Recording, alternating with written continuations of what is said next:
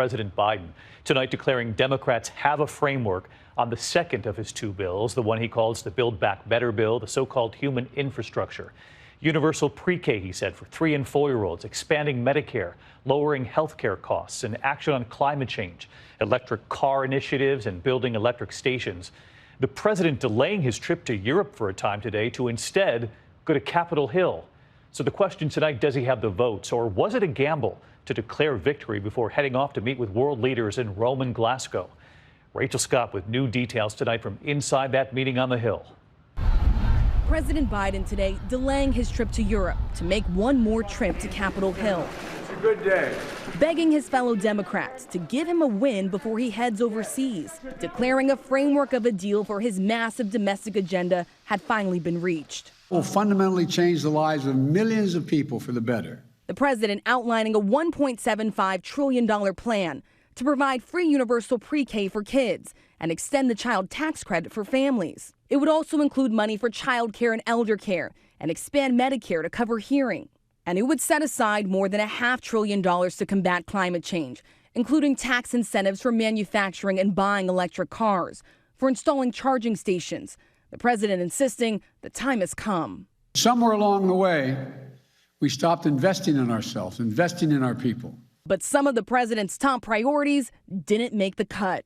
Moderate Senators Joe Manchin and Kyrsten Sinema forcing him to scrap plans for free community college and paid family leave. No one got everything they wanted, including me.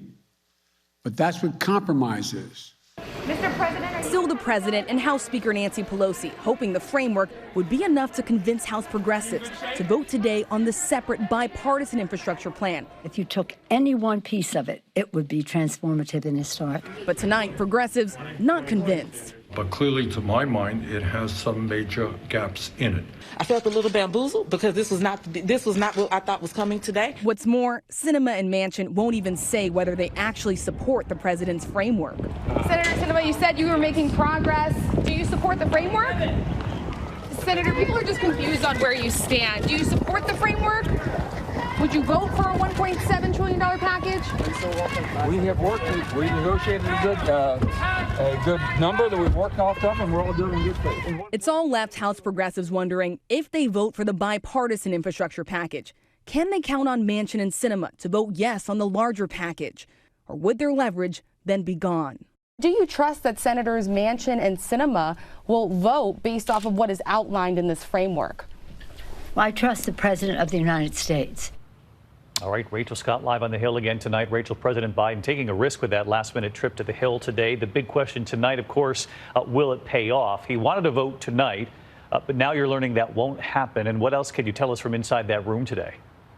That's right, David. We have just learned there will not be a vote in the House tonight. Sources tell us when the president met with Democrats behind closed doors, he made a hard sell, telling them that his presidency is at stake. There were chants in the room of vote, vote, vote. House Speaker Nancy Pelosi then saying flat out, do not embarrass the president before he heads overseas. But the reality tonight is when the president lands in Europe, his economic agenda will still be hanging in the balance. David? Rachel Scott with us again tonight. Thank you, Rachel.